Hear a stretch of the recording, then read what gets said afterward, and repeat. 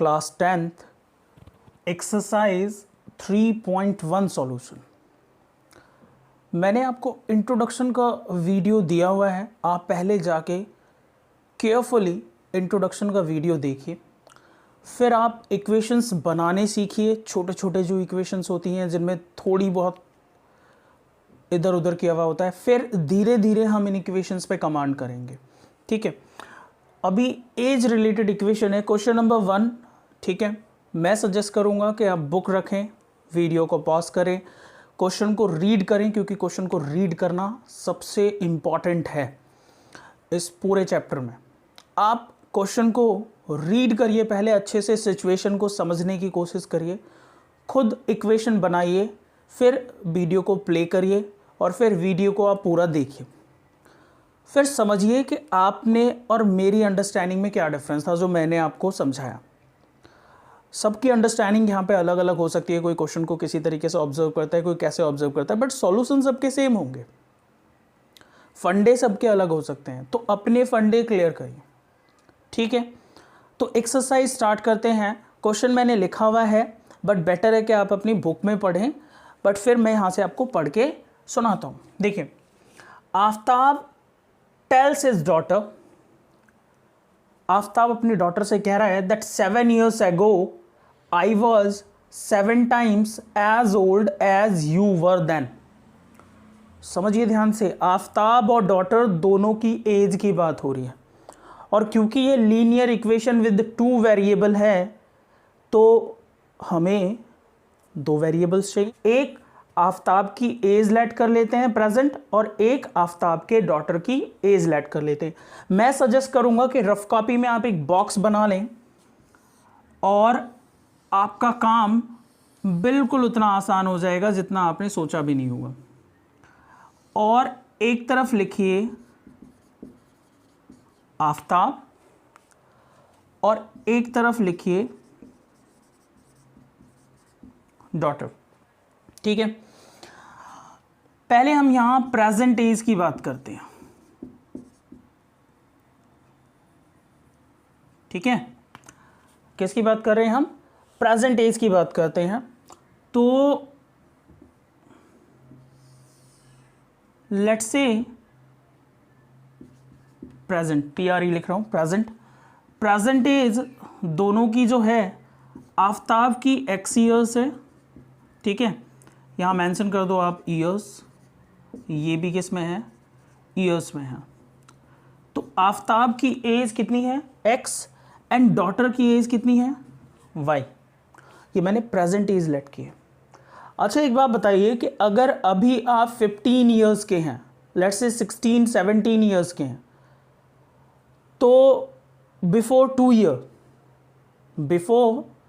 Year आप कितने years के होंगे?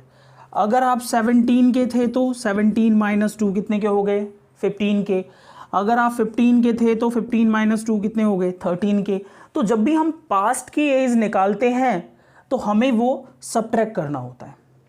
ठीक है, समझ आ रही है बात क्या कह रहा हूँ? जितनी पास्ट हम जा रहे हैं, अगर हम फ्यूचर की एज निकालते हैं तो प्रेजेंट एज में से आपको फ्यूचर की एज निकालने के लिए क्या करेगा? You have to add that. Like अगर 17 ईयर्स का है कोई अभी, और 5 ईयर्स बाद कितने का हो जाएगा? 22 का। अगर कोई 15 का है तो 5 ईयर्स बाद कितने का हो जाएगा? 20 ईयर्स का। तो यही फंडा यहां पे करना है आपको। ठीक है, तो आप पहले ये देखो कि प्रेजेंट एज यूटिलाइज हो रहा है एक तो। ठीक है, एंड कह रहा है 7 years ago। एगो जो वर्ड है इसका मतलब होता है पहले। ठीक है, जानना बहुत जरूरी है। आप अपने आप को एक्सप्लेन करिए, जो भी जिस भी लैंग्वेज में आप कंफर्टेबल हैं, हिंदी, इंग्लिश, व्हाटएवर, वो फीलिंग आप तक जानी चाहिए। लैंग्वेज इतना इंपॉर्टेंट नहीं है। ठीक है, तो एगो मीन्स क्या? बिफोर, प्रेजेंट एज से पहले वाली एज जो आपको लेनी है वो है एगो। कितने एगो? 7 ईयर्स। तो अगर आफ्ताब अभी x ईयर का है तो यहां एक कॉलम लिख लेते हैं 7 years ago। अगर आफ्ताब अभी x ईयर का है तो 7 साल पहले कितने का हुआ बेटा? x - 7 का। ठीक है, अगर डॉटर उसकी y ईयर की है तो 7 ईयर्स पहले कितने की होगी, y माइनस 7 का। नेक्स्ट केस देखते हैं, इसको बाद में पढ़ेंगे। नेक्स्ट ये देख लो कि और क्या कह रहा है। I shall be 3 times as old as you will be when from also 3 years from now। अभी से 3 साल बाद, 3 साल बाद यानी फ्यूचर की बात हो रही है ना, तो फ्यूचर की एज कैसे निकालते हैं, अभी की एज में प्लस करके। तो अगर अभी की एज x है, आफ्टर 3 years, ठीक है, अगर अभी की एज x है तो आफ्टर 3 years कितने की एज होगी बेटा, प्रेजेंट में तो ऐड सब्ट्रैक्ट करोगे बच्चे। अगर अभी की एज y है तो आफ्टर 3 ईयर कितने की हो गई, y प्लस 3। कंफर्म है, ये टेबल आपका रफ में है, इसको आप फेयर में मेंशन कर सकते हो, डिपेंड करता है आपके टीचर किस तरीके से कहते हैं, कोई गलत नहीं है ये। बट ये टेबल आपको पूरी तरीके से क्वेश्चन में कंफर्टेबल कर देगा ये टेबल। और इसके बाद जो मैंने आपको बैलेंसिंग मेथड बताया था कि अगर ये बड़ा है, ठीक है, ये बड़ा है और ये छोटा है, अब बड़ा छोटा एज वाइज हो सकता है ना, वेट वाइज हो सकता है, कुछ भी हो सकता है। अगर ये बड़ा है और ये छोटा है तो एडिशन मल्टीप्लिकेशन हमेशा स्मॉलर क्वांटिटी में होती है, ठीक है, और सब्ट्रैक्शन एंड डिवीजन हमेशा लार्जर क्वांटिटी में होती है। उस क्वांटिटी को आप कुछ भी कह दें। समझ आ रही है बात आपसे क्या कह रहा हूं? तो आप पहले इसे नोट करो और इस इक्वेशन को इनसे बनाने की कोशिश करो, ठीक है। वीडियो को पॉज करो और इसको नोट करके बनाने की कोशिश करो, देखो बन जाएगी 100%। अगर नहीं बनती है तो मैं अभी बना के दिखा रहा हूं, ठीक है। पहले आप ट्राई करो, आपने बनाया होगा, देखते हैं कि कितना समझ आया आपको। क्वेश्चन को रीड करना बहुत इंपॉर्टेंट है, जितनी बार रीड करो, जितनी बार, कोई प्रॉब्लम नहीं है इसमें। कहता है 7 times 7 years ago, 7 साल पहले वाली एज लेनी है आपको दोनों की। एक बात क्लियर हो गई। I was 7 times as old as you were, अपनी डॉटर से कह रहा है। तो फर्स्ट कंडीशन क्या है, एक तो आफ्ताब की एज ले ली मैंने x माइनस 7 और एक ले ली उसकी डॉटर की एज, और वो कह रहा है 7 टाइम्स है, यानी कि टाइम्स मतलब 7 की मल्टीप्लाई। कौन बड़ा होगा, आफ्ताब या उसकी डॉटर? ऑब्वियसली आफ्ताब। तो छोटी क्वांटिटी कौन सी है, y माइनस 7, तो इसमें 7 की मल्टीप्लाई। कितना आसान है, ध्यान से देखो। Aftab is 7 times of the age of his daughter. It means एक बात बिल्कुल क्लियर हो जाती है कि ये ऑलरेडी 7 टाइम्स है। तो अगर बैलेंसिंग लगाएं और ये 7 टाइम्स पहले से है तो 7 की मल्टीप्लाई इसी में कर दूं, मोटे को और मोटा कर दें, हाँ नहीं कर सकते ना ऐसा। तो स्मॉलर क्वांटिटी में मल्टीप्लाई करते हैं, मैंने वहां लिखा हुआ है, ठीक है। मल्टीप्लाई करके एक इक्वेशन बन गई। कितना आसान है देखिए, x माइनस 7 अंदर मल्टीप्लाई करिए, 7y, don't forget to multiply both the terms. 7 7 जा 49, 7y को इधर ले आइए, प्लस 7y है, इधर आके माइनस 7y, माइनस 7 को दूसरी तरफ ले जाइए, माइनस 49, माइनस 7 दूसरी तरफ जाके plus 7। x minus 7y is equal to minus 49 plus 7, obviously minus 42। ये आपकी फर्स्ट इक्वेशन बन के आ गई, ठीक है। ये नोट कर लिया होगा, रफ कर दो, नहीं किया तो कर लो, वीडियो को बैकवर्ड करके फिर कर लो इसको, ठीक है। टर्म्स 7 7 जा 49, 7y को इधर ले आइए, प्लस 7y है, इधर आके माइनस 7y, माइनस 7 को दूसरी तरफ ले जाइए, माइनस 49, माइनस 7 दूसरी तरफ जाके plus 7। x minus 7y is equal to minus 49 plus 7, obviously minus 42। ये आपकी फर्स्ट इक्वेशन बन के आ गई, ठीक है। ये नोट कर लिया होगा, रफ कर दो, नहीं किया तो कर लो, वीडियो को बैकवर्ड करके फिर कर लो इसको, ठीक है। अब फर्स्ट केस खत्म, सेकंड केस देखते हैं। क्या कह रहा है कि I shall be 3 times as old as you. भाई कौन कह रहा है? आफ्ताब अपनी डॉटर से कह रहा है। अकॉर्डिंग टू सेकंड केस क्या कह रहा है वो आपसे? वो कह रहा है कि 3 times हो जाऊंगा मैं मतलब Aftab. I shall be 3 times after 3 year, ठीक है। तो 3 साल बाद वाली आफ्ताब की एज, इधर उसकी डॉटर की एज। बेटा 2 क्वेश्चन प्रैक्टिस कर लेना, कभी एज वाले क्वेश्चन गलत हो ही नहीं सकते, कभी नहीं हो सकते, ठीक है। 3 times इट मीन्स मल्टीप्लाई और 3, और वो तो स्मॉलर क्वांटिटी में, और स्मॉलर क्वांटिटी कौन सी है? डॉटर की, ठीक है। x + 3 is equal to 3y + 9 multiply, अरे बहुत 10th क्लास के बच्चे हो भाई, सिंपल सी बातें हैं ये। प्लस 3y को इधर ले आइए, -3y, 9, ये +3 दूसरी तरफ लेके जा रहा हूँ, 9 - 3 and x - 3y, 9 - 3 is equal to 6। 2 algebraic statement, इसका जो रिप्रेजेंटेशन है एल्जेब्रिकली वो आपके सामने। तो ये 2 इक्वेशंस हैं हमारे पास। अब हम इनके हेल्प से इनको ग्राफिकली रिप्रेजेंट करेंगे, जो कि जनरली एग्जाम में पूछा जाता है और इस एक्सरसाइज में काम। इक्वेशन फॉर्मेशन 7 एक्सरसाइज है, 7 के 7 एक्सरसाइज में हम इक्वेशन फॉर्मेशन सीखेंगे, बट यहाँ पे जस्ट वो आपको रिप्रेजेंटेशन सिखाना चाहता है कि आप ग्राफिकली रिप्रेजेंट करके सिचुएशन को कैसे समझ सकते हैं। समझ आ रही बात क्या कह रहा हूँ? तो ग्राफ सिमिलर उसी मेथड से कंस्ट्रक्ट करना है, ड्रॉ करना है जिस तरीके से आप 9th क्लास में करते आए हैं, या फिर जैसे मैंने आपको इंट्रोडक्शन में सिखाया।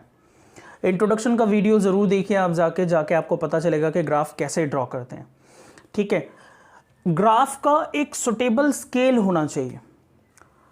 ग्राफ में आप x के प्लेस पे कोई वैल्यू पुट कर सकते हो, y के प्लेस पे कोई वैल्यू पुट कर सकते हो, कोई ऐसी वैल्यू पुट करो जिससे जो रिजल्ट आए वो ऐसा रिजल्ट आए जो आपकी स्केल पे दिखाई दे। ऐसा नहीं कि भाई 0.3 और 0.2 के बीच में 0.3.5 या 0.25 आ रहा होगा उसको टिक कर दो, ऐसे नहीं करना, बिल्कुल क्लियर विजिबल होना चाहिए, ठीक है। समझ आ रहा है? यानी कि डेसिमल के 1 प्लेसेस तक अगर कोई नंबर कटता है तो कोई इश्यू नहीं है, ठीक है। मैं यहां पे एक बॉक्स बना लेता हूं, this is for first equation, और सेकेंड इक्वेशन के लिए एक बॉक्स बना लेता हूं।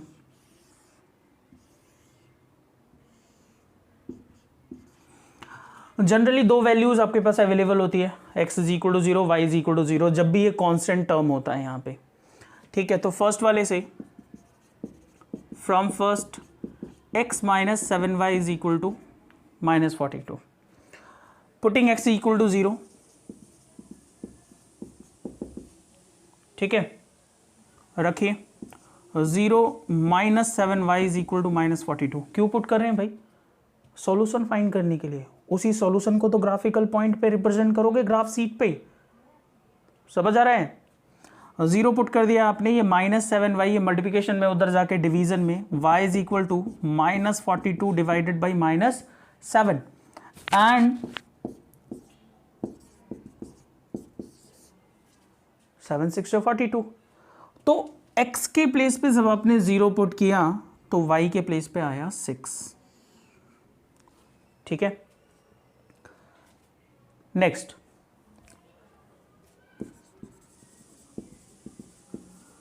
पुटिंग y = 0 पुट कर दीजिए सेम इक्वेशन में, x - 7 × y = -42, 7 × 0 0, देन बचा क्या? x की वैल्यू आई -42, ठीक है। तो y के प्लेस पे 0। देखिए एक इक्वेशन को रिप्रेजेंट करने के लिए अगर वो ओरिजिन से पास नहीं हो रहा है तो 2 पॉइंट बहुत होते हैं, ठीक है। मुझे ऐसा लगता है, पर मिनिमम 3 या 4 पॉइंट्स निकाल लिया करो, 3 पॉइंट्स निकाला करो। इसमें अगर आपको लगे कि ये -42 बहुत ज़्यादा है, ग्राफ की सीट कैसे लेंगे, कितनी इंटरवल्स रखेंगे, क्या स्केल रखेंगे, तो आप कोई और वैल्यू पुट करके, कुछ ऐसी वैल्यू जिससे कट जाए ये। जैसे एक वैल्यू मैं आपको पुट करके दिखा देता हूँ जहाँ से आप ले सकते हैं और चीज़ों को आसानी से समझ सकते हैं। ठीक है, समझ आ रहा है क्या कह रहा हूँ? फॉर एग्ज़ाम्पल आप यहाँ पे y इज इक्वल टू कोई भी ऐसी वैल्यू रख दो जो उधर जाके कैंसिल हो जाए। लेट्स से 5 रख देता हूँ। If y is equal to 5, put करो बेटा, x minus 7 into 5 is equal to -42, 35 -35 उधर जाके -42 प्लस 35 कितना आ गया? -7। तो ईजिली आप कर सकते हो, ज़्यादा कोई बड़ी बात है नहीं। तो ये ग्राफ के पॉइंट्स हो गए। y की वैल्यू 5 पुट करके हमने -7 निकाल लिया। ठीक है, अब सेकंड वाली इक्वेशन से निकालते हैं।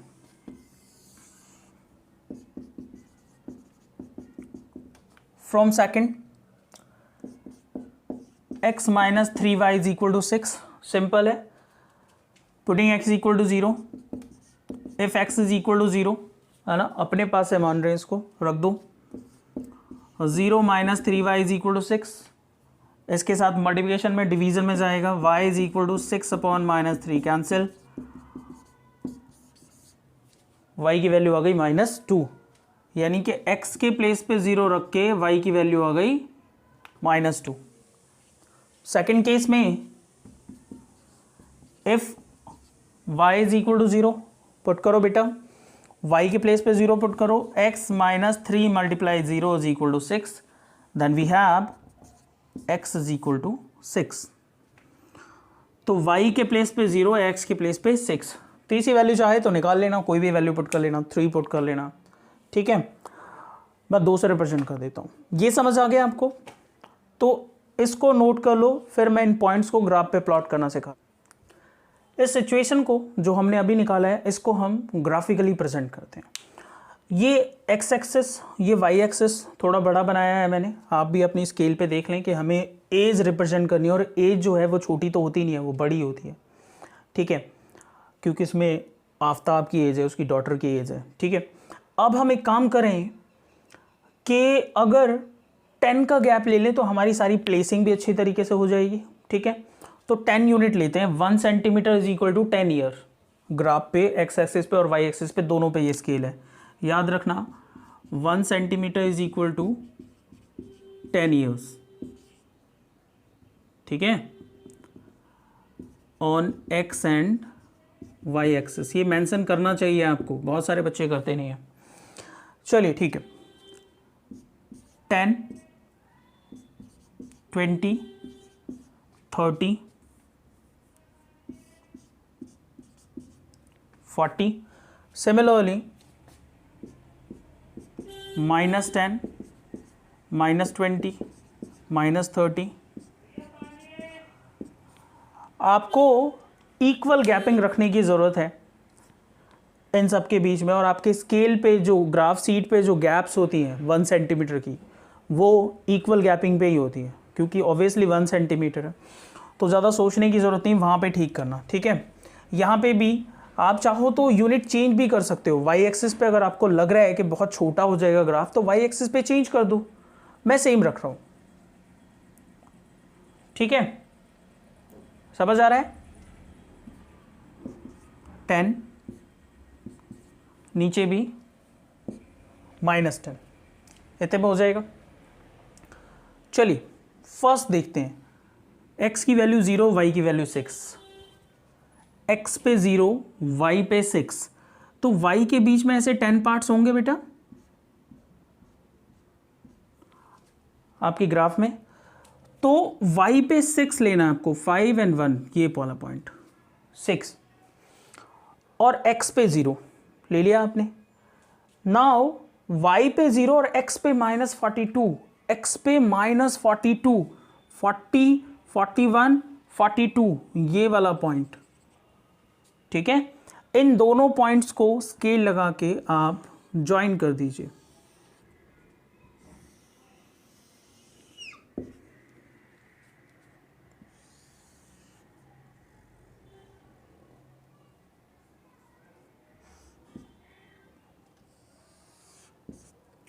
ठीक है बच्चे, ये दोनों पॉइंट्स ले लीजिए। ग्राफ आप ऑब्वियसली स्केल से ड्रॉ करोगे। ये पॉइंट है -42,0 एंड दिस वन इज 0,6 और ये फर्स्ट वाली लाइन है। सेकेंड इक्वेशन ड्रॉ करने के लिए 0,-2, सेकेंड इक्वेशन का ग्राफ 0,-2। रफली डायग्राम है मेरा, स्केल तो यहाँ पे है नहीं जो बोर्ड वाली स्केल होती है, ठीक है। 6,0 तो ये 6,0 है, इससे पास करिए। ये किसी पॉइंट पे, अभी यहाँ से मत देखिए आप कि किस पॉइंट पे कट करी है, जस्ट ये समझिए कि रैंडमली किसी ना किसी पॉइंट पे कट करेगी। जिस पॉइंट पे कट करे उसी को हम सॉल्यूशन कहते हैं, ठीक है। चलते हैं क्वेश्चन नंबर 2 की तरफ। क्वेश्चन नंबर 2 है, एक क्रिकेट कोच है जो शॉप पे से 3 बैट्स खरीदता है और 6 बॉल्स खरीदता है और बदले में पे करता है 3900, है ना। All are interested now cricket and one bat and 3 balls for ₹1300। समझ आ रहा है। बैट खरीदते हैं तो 750 रुपीज़ पे करते हैं। 2 बैट्स खरीदते हैं तो 2 × 750। अगर आप 3 बैट्स खरीदते हैं तो 3 × 750। किस में मल्टीप्लाई कर रहे हो? कॉस्ट में ही तो मल्टीप्लाई कर रहे हो जो एक बैट का कॉस्ट है। तो अब आपको वही लेट करना है, ठीक है। क्या लेट करना है? कॉस्ट। क्योंकि अगर एक बैट का कॉस्ट मुझे पता हो तो 3 की मल्टीप्लाई कर दूंगा, 3 बैट्स के कॉस्ट निकल जाएंगे। सिमिलरली कॉस्ट निकल जाएगी। सिमिलरली 6 बॉल्स के लिए आप निकाल सकते हैं। तो लेट करते हैं, late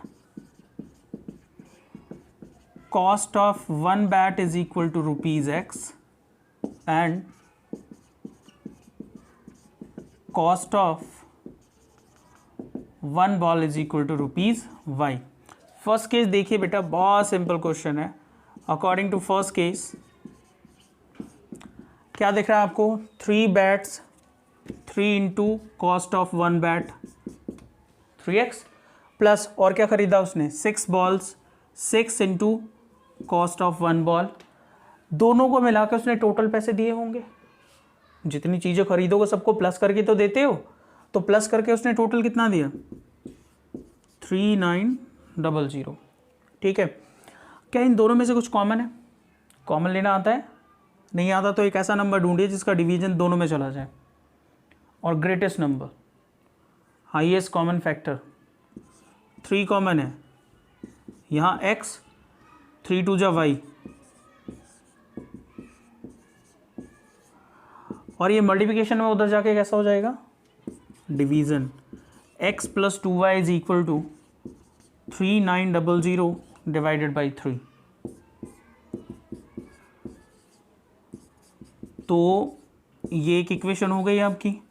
x + 2y is equal to 1300। Equation number first.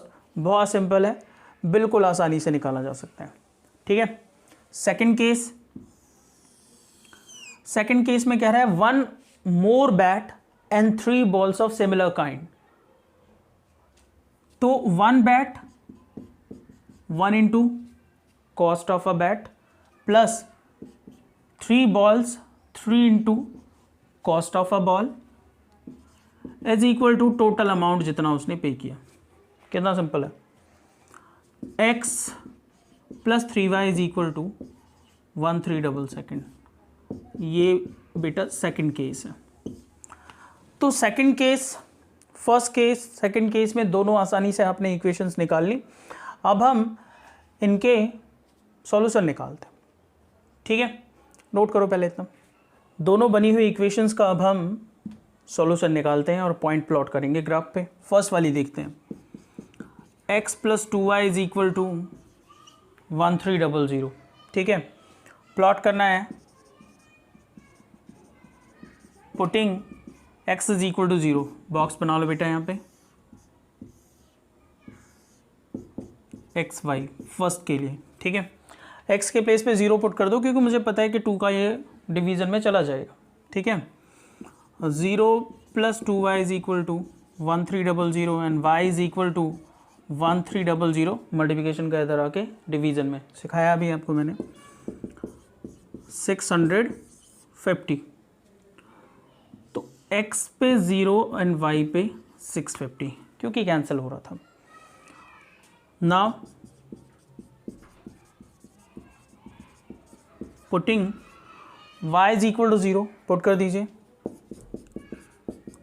y के प्लेस पे 0, ठीक है। 2 multiply 0 0, x is equal to, तो ये फर्स्ट के पॉइंट थे। सेकंड वाले को देखते हैं।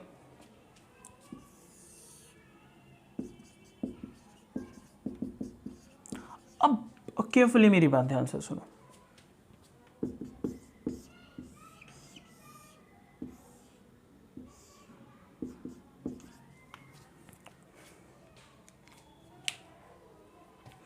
यहाँ से जो पिछले मैंने बोला ना, केयरफुली मेरी बात ध्यान से सुनो, वो डिलीट करना है, ठीक है। सेकंड इक्वेशन को लेते हैं।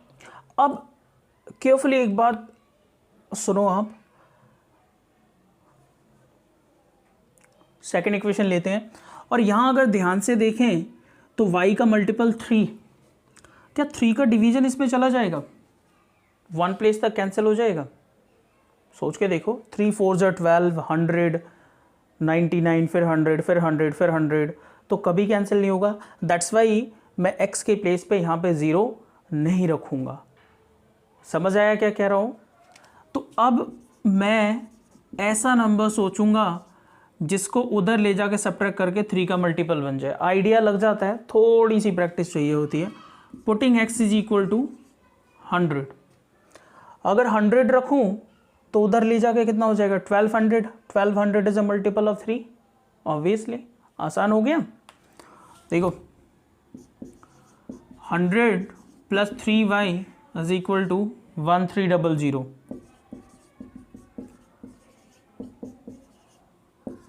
3y is equal to 1200 and y is equal to 1200 divided by 3। कितनी आ गई वैल्यू? 400। तो x पे 100 रखा और y पे आ गया 400।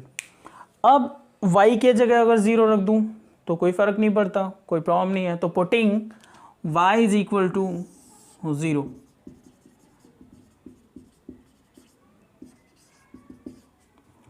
रखिए x प्लस, यहाँ देखो 3 into 0 is equal to 3 into 0 0, the next is equal to 1300। Whole number चाहिए था, होल नंबर मिल गया भाई।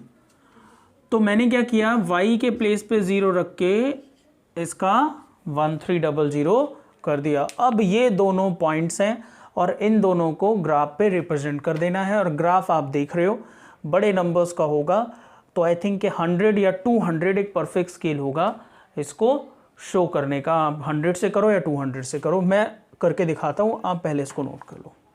तो मैंने जो स्केल लिया है वो 200 का लिया है, मेंशन कर देता हूँ यहाँ पे। 1 सेंटीमीटर इज इक्वल टू ₹200। ये मेरा स्केल है on x axis and y axis both. अब मैं फर्स्ट इक्वेशन को रिप्रेजेंट करने जा रहा हूँ। x की वैल्यू 0 एंड y की वैल्यू 650।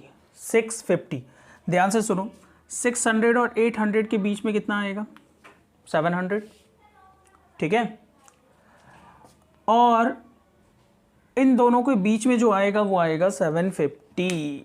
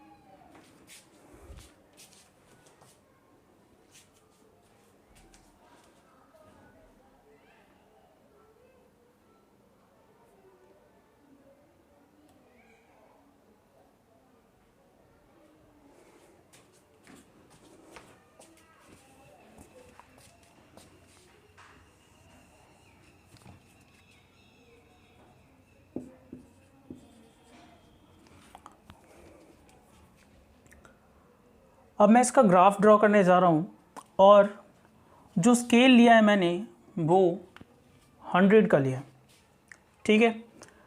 एक्स एक्सिस पे पहली इक्वेशन को कंस्ट्रक्ट करते हैं, ड्रॉ करते हैं। एक्स की वैल्यू 0 एंड वाई की वैल्यू 650। एक्स की वैल्यू 0 और वाई की वैल्यू 650, यानी 600 और 700 के बीच में जो मार्क होगा वो कितने का होगा, 650 का होगा।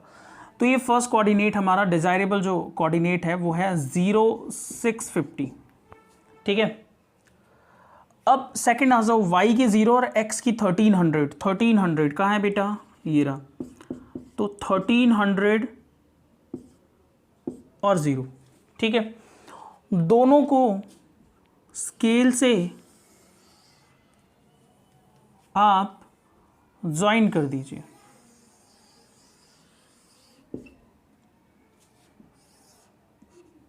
ठीक है।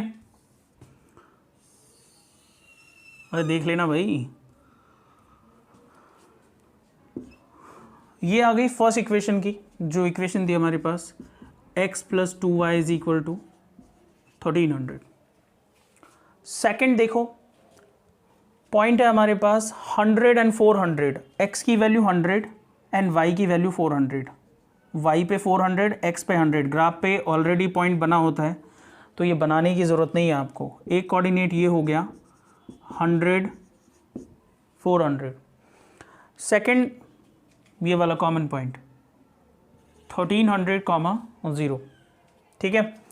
दोनों को आप ज्वाइन कर दीजिए।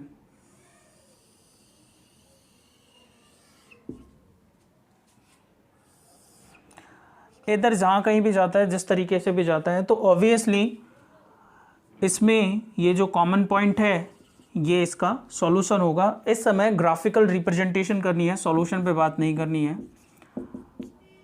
तो मैं सिर्फ आपको अभी ग्राफिकल रिप्रेजेंटेशन सिखा रहा हूँ, बट सॉल्यूशन यही पता चल रहा है आपको कि ये जो कॉमन पॉइंट आता है ना किसी भी इक्वेशन में, ग्राफ में जो कॉमन पॉइंट आता है वही सॉल्यूशन होता है। भाई मैंने क्या बताया था, ग्राफ के सारे पॉइंट उस लाइन को सेटिस्फाइड करते हैं।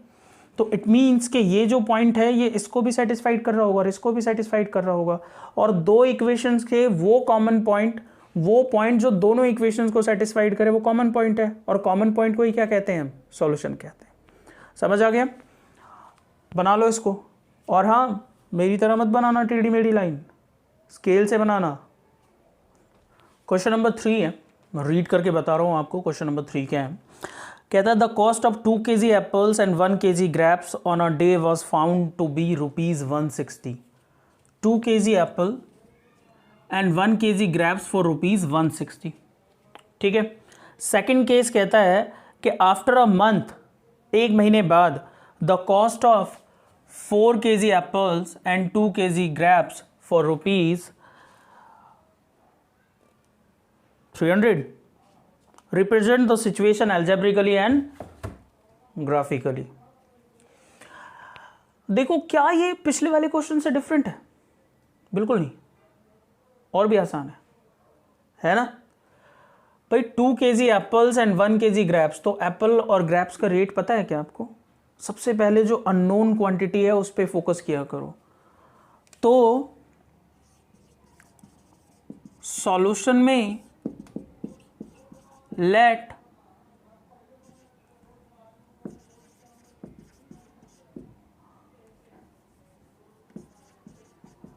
cost of 1 kg apple is equal to ₹X and cost of 1 kg grapes is equal to ₹Y, ठीक है। फर्स्ट केस देखो बेटा, अब तो मेरा ख्याल है कि आप इक्वेशंस बना पा रहे होंगे बड़ी आसानी से। 2 kg 1 किलो का रेट कितना है, x, तो 2 kg का रेट कितना हो गया, 2 × x, प्लस 1 kg का रेट कितना है, y, और दोनों को ऐड करके उसने कितने पैसे दिए, 160। कितना आसान है ना भाई। जब मार्केट जाते हो तो ऐसे ही तो हिसाब लगाते होगे, है ना, कि भाई सेब कैसे दिए, 60 रुपये किलो, तो 60 × 2, 120 रुपये तो सेब के देने हैं। अच्छा, ग्रैप्स कैसे दिए 70, अच्छा 1 किलो लिया है मैंने, तो कितने देने पड़ेंगे 190। तो मैथमेटिक्स है ही यही, जो आप अपने आसपास देखते हो, ऑब्जर्व करते हो, उसको दिमाग में लिया करो, वही आपका मैथमेटिक्स है। ठीक है। सेकंड केस जस्ट ये है कि जब हम चीज़ों को लिखते हैं तो वो लिखते हुए अलग हो जाती है, होता वही है, आइडिया वहीं से मिलता है। तो इसलिए अपना दिमाग खुला रखा करो जब भी जाओ कहीं। ठीक है। सेकंड केस देखो, 4 kg apple, 4 into x plus 2 kg grapes 2 into y is equal to 300। इसमें से क्योंकि कॉमन आ रहा है कॉमन ले लेते हैं। कॉमन बड़े काम की चीज़ है इक्वेशंस में, ध्यान से लिया करो। 2x, 2 कॉमन आ गया, क्या बचेगा y। भाई 2 कॉमन आया, 2 2 जो 4, 2 1 जो 2, ये मल्टीप्लिकेशन में, उधर जाके डिवीजन में 2x प्लस वाई 300/2 कितना आ गया 150। ये बन गई आपकी इक्वेशन नंबर सेकंड। ठीक है। दोनों के सॉल्यूशन देख लेते हैं जल्दी फटाफट। First equation 2x plus y is equal to 160, box बना लिया यहाँ पे एक्स वाई। ठीक है। नाउ देखो 2x plus y is equal to 160, दोनों 2 के मल्टीपल है। इसका कॉफिशिएंट कितना है 2, ये 2 का मल्टीपल है, ऑब्वियसली इसका 1 है तो 1 का मल्टीपल है ही है, तो दोनों के प्लेस पे 0 रख दो। पुटिंग, अरे भाई समझ में आया क्या कहा मैंने? अगर ये 160 2 का मल्टीपल है तो इसका मतलब 2 का डिवीजन हो जाएगा, इसमें होल नंबर मिलेगा। y का कॉफिशिएंट क्या है 1, 1 इसका मल्टीपल है तो भी होल नंबर मिलेगा। होल नंबर चाहिए ना ग्राफ पे रिप्रेजेंट करने के लिए। x के प्लेस पे 0 रख दो, 2 × 0 plus y is equal to 160। देखो ध्यान से 0 then y is equal to 160। तो फर्स्ट कोऑर्डिनेट जो मिला आपका वो मिला 0 एंड 160। सेकंड कोऑर्डिनेट की तरफ चलते हैं। सेकंड पॉइंट पे आपने पुट किया y is equal to 0, put कर दो 2x plus 0 is equal to 160। 2 × x multiplication में 0 में चला जाएगा, सॉरी डिवीजन में चला जाएगा 160/2।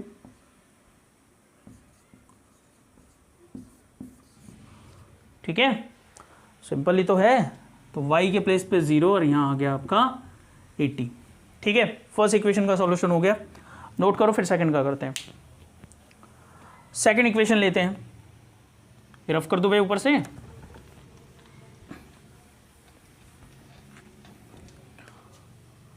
सेकंड इक्वेशन है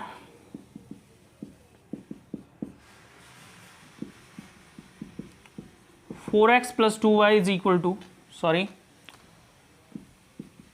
2x plus y is equal to 150। ठीक है, अब इसका बॉक्स बना लेते हैं।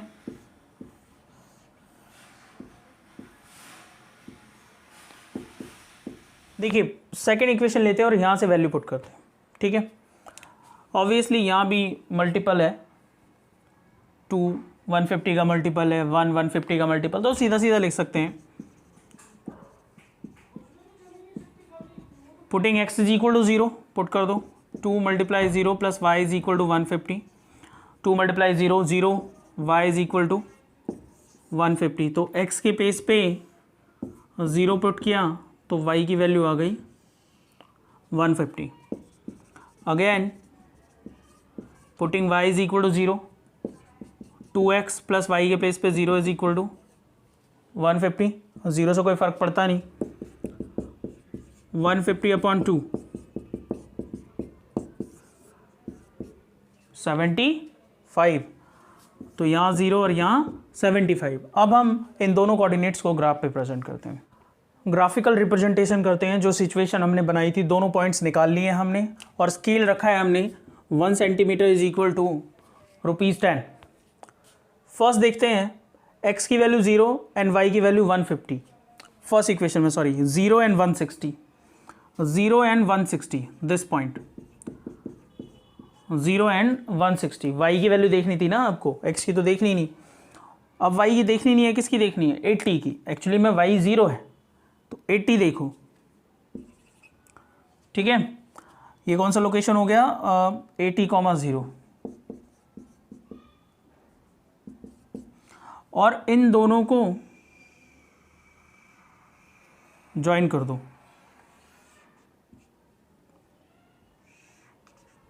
ठीक है। समझ आया आपको? तो ये फर्स्ट वाली लाइन है। कौन सी लाइन है? फर्स्ट वाली इक्वेशन की लाइन है। सेकेंड इक्वेशन देखो, 0 150, y की वैल्यू 150 यहां, ठीक है। सेकेंड देखो, y की वैल्यू 0 और x की वैल्यू 75। 75 कहाँ मिलेगा? 70 और 80 के बीच में यहाँ। तो ये कोऑर्डिनेट किसको रिप्रेजेंट करेगा? 75,0 यहाँ और यहाँ। इन पॉइंट्स को आपको ज्वाइन करना है।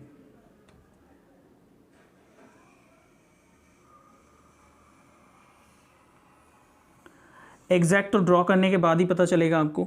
मुझे लग रहा है जैसे पैरेलल लाइन आ रही है, पर ड्रॉ कर लेना, एक बार रिप्रेजेंटेशन देख लेना जिस तरीके की भी आती है। तो ये आपकी हो गई सेकंड लाइन, ठीक है। ये इसका ग्राफिकल रिप्रेजेंटेशन है जो कि बहुत ही ज़्यादा इजी है, ठीक है। तो मेरा ख्याल है कि सारी रिप्रेजेंटेशन आप कर चुके हैं।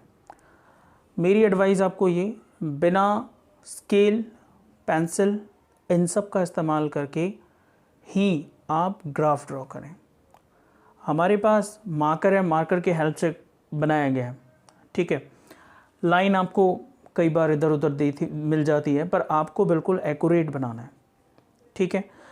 सबसे इम्पॉर्टेंट क्या, अब मैं क्या बताने जा रहा हूँ आपको, जितने भी एज वाले क्वेश्चंस आपको मिल रहे हैं, जितने भी क्वेश्चंस एज वाले मिल रहे हैं इस एक्सरसाइज में, सबको फॉर्म करके देखिए। सॉल्यूशन नहीं देखा आपने, फॉर्म करके देखिए। और एटलीस्ट 3 क्वेश्चंस ये हैं और एटलीस्ट 7 क्वेश्चंस ऐसे और लीजिए जिसके ग्राफिकल रिप्रेजेंटेशन आप करके अपने ग्राफिकल रिप्रेजेंटेशन को पक्का कर लीजिए, ठीक है। नेक्स्ट वीडियो में हम बात करेंगे सॉल्यूशन मेथड्स की। जो लीनियर इक्वेशंस बनाई हैं हमने, सॉल्यूशन मेथड की बात करेंगे, ठीक है। टिल देन आप इसको तैयार करिए, लाइक करिए, शेयर करिए, सब्सक्राइब करिए, ये बहुत ज़रूरी है। Thank you so much.